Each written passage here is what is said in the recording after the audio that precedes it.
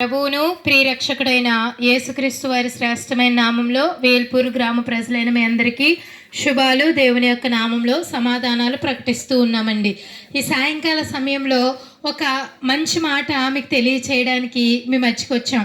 ఏంటి ఆ మంచి మాట అంటే, మనుషులుగా బ్రతుకుతున్న మనందరికీ ఒక ఆశ ఉంటుంది.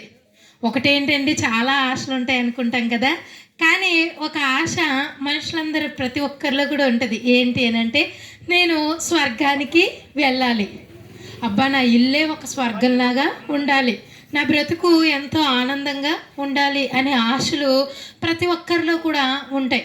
అయితే స్వర్గము అనేది ఎలా ఉంటుందని మనం ఊహించుకుంటామంటే, అబ్బో అక్కడ ఎప్పుడు సంతోషం ఉంటుంది, అక్కడ ఎప్పుడు ఆనందం ఉంటుంది, అక్కడ కన్నీరు అనేదే ఉండదు, అక్కడ ఏడుపు దుఃఖము ఇదేది ఉండదు, ఎప్పుడు సంతోషంగా, అంటే మన హృదయం ఎలా ఆనందించాలో అలా ఆనందిస్తుందని చెప్పి అనుకుంటాం కదా. అయితే బైబిల్ గ్రంథంలో స్వర్గము అనే దానికి బైబిల్ ఏం చెప్తుందని అంటే, అది ఎలా ఉంటుందనంటే, అక్కడ వీధులే బంగారం అంట, బంగారపు వీధులు. ఇక్కడ మనం చిన్న బంగారు వస్తువు కొనుక్కుంటే ఎంతో సంతోషిస్తాం కదా, అక్కడ మనం నడిచే నేల బంగారంతో ఉంటుందట. చక్కటి వజ్ర వైడూర్యాలతో అలంకరించబడిన గృహాల్లో ఎంతో సంతోషకరమైన స్థితి. అక్కడ ఆకలి ఉండదంట, దప్పిక ఉండదట.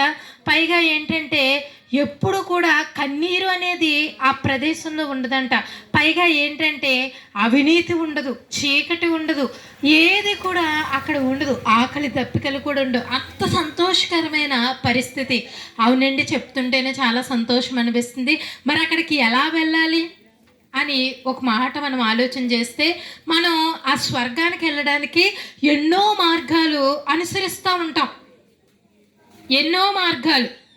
అయితే మీరు ఈ మార్గంలో ఉన్నారు కదా, మీరు నిజంగా స్వర్గానికి వెళ్తారా అంటే ఆలోచించుకునే పరిస్థితి ప్రతి మార్గంలోనూ కనిపిస్తుంది. అయితే మేము ప్రకటిస్తున్న ఈ యేసుక్రీస్తు ప్రభువారి దగ్గరికి వచ్చేటప్పటికి, ఈ మార్గంలో ఉన్న చిన్న బిడ్డలను అడిగినా సరే, మీరు తర్వాత ఎక్కడికి వెళ్తారమ్మా ఈ లోకం విడిచిపెట్టేసిన తర్వాత అంటే, నా కోసం పరలోకం ఉంది అని చిన్న బిడ్డలు కూడా చెప్తారు. అంటే చర్చిలో సండే స్కూల్ అని జరుగుతుంది, ఆ సండే స్కూల్లో చిన్న బిడ్డలను అడిగినా కూడా నేను పరలోకం వెళ్తాను అని నిశ్చయంగా చెప్తారు, డౌట్గా చెప్పరు, 10 సార్లు ఆలోచించుకుని చెప్పరు. ఎందుకు అని అంటే, బైబిల్ గ్రంథంలో ఒక మాట రాయబడి ఉంది, నేనే మార్గము, నేనే సత్యము, నేనే జీవము, నా ద్వారా తప్ప ఎవరును పరలోక రాజ్యం చేరరు అని రాయిసి పెట్టుబడి ఉందన్నమాట. అంటే నేనే మార్గము అని యేసుక్రీస్తు ప్రభువారు చెప్పారు. అవును, చాలామంది అనుకుంటారు యేసుక్రీస్తు ప్రభువారిని వాళ్ళు నమ్మేసుకున్నారు, వాళ్ళు దేవుని నమ్ముకున్నారు, లేకపోతే ఆ మతం పుచ్చుకున్నారు, ఇలా రకరకాల అపోహలన్నీ ఉంటాయి. కానీ మనం దాని పరమార్థాన్ని అర్థం చేసుకోము. ఏంటి దాని పరమార్థం అని అంటే, మేము ఎందుకు ఈ మార్గంలోకి వచ్చామనంటే, ప్రమాదం పొంచి ఉందండి. మనుషులైన మన అందరిలో కూడా పాపం ఉంది. అవును కదండి, చిన్నపిల్లలకి మనం చెప్పం, దొంగతనం చేయండి అమ్మ, పక్కింట్లోకి వెళ్ళి పట్టరండి ఈ పట్టరండి, ఇలా మనం ఎవరికి ఏం చెప్పం. కానీ చిన్నపిల్లల్లో స్వాభావికంగా అలాంటి బుద్ధులు వస్తూ ఉంటాయి. ఎందుకు అలాగ వస్తాయనంటే, అది పాపం, జన్మ పాపం కొంచెమైతే కర్మ పాపం మరి కొంచెం. మనం తెలిసి కూడా ఎన్నో తప్పులు చేస్తాం, కొంచెం మందికి అన్యాయం చేస్తాం, కొంచెం సార్లు అబద్ధాలు ఆడతాం, అక్రమంగా. ఇలాగా జన్మ పాపము కర్మ పాపం మనిషిలో ఉండబట్టి మనిషి పరిస్థితి ఎలా తయారైందనంటే నరకం పాలు. మనం కూడా అంటాం కదండి, సాధారణంగా విషయాలన్నీ అందరికీ తెలిసినవే. తప్పు చేసిన వాళ్ళు ఎక్కడికి వెళ్తారు? నరకానికి వెళ్తారని అందరికీ తెలుసు కదా. మరైతే మనం జన్మ పాపులం, కర్మ పాపులం కదా, నరకానికి వెళ్ళిపోతున్నాం. కాబట్టి దేవాతి దేవుడు మనల్ని ప్రేమించి ఆ నరకం నుండి తప్పించడానికి ఆయన ఈ లోకానికి వచ్చారన్నమాట. ఎందుకండి, ఆయన ఒక మాట చెప్తే సరిపోద్ది కదా, ఆయన ఈ లోకానికి రావాలా అంటే, ఎవరైనా కొత్తగా మన ఊరు వచ్చారనుకోండి, మన ఇంటి అడ్రస్ తెలియదు. అలాంటప్పుడు మనం ఏం చేస్తాం, వాళ్ళని మీరున్న చోటే ఉండండి, మేము వచ్చి మిమ్మల్ని మా ఇంటికి తీసుకొస్తామని ఎలాగ మనం ఎదురెళ్ళి తీసుకొస్తాం కదా అడ్రస్ తెలియకపోతే. అలాగే పరలోకం చేరడానికి, నిత్యము ఆనందం ఉండే ఆ స్వర్గం చేరడానికి మనకి అడ్రస్ తెలియదు. అడ్రస్ తెలియక, పైగా మనం పాపులు కాబట్టి మనం డైరెక్ట్గా నరకానికి వెళ్ళిపోతా ఉన్నాం. అయ్యో ఇలా చేస్తే పరలోకం వెళ్తాను, అలా చేస్తే పరలోకం వెళ్తాను, అలా చేస్తే స్వర్గానికి వెళ్తానని పుణ్యకార్యాలు చేస్తున్నాం, భక్తి కార్యాలు చేస్తున్నాం, ఎన్నో రకాలుగా మనం ప్రయాసపడుతున్నాం. కానీ యేసుక్రీస్తు ప్రభువారు మన ప్రయాసను చూసి ఆయనే ఈ లోకానికి వచ్చి మనందరి పాపము కొరకు ఆయనే ప్రాణం పెట్టి రక్తం కార్చి మనల్ని పరిశుద్ధపరిచాడు. ఎందుకండి ఆయన ప్రాణం పెట్టాలంటే పాపికి స్వర్గంలో చోటు లేదు, పాపికి పరలోక రాజ్యంలో చోటు లేదు. మనం పరిశుద్ధంగా అయితేనే పరలోక రాజ్యంలో చోటు. కనుక ఆయనే మనందరి పాపాల కొరకు రక్తం చిందించి మనల్ని పరిశుద్ధపరిచాడండి.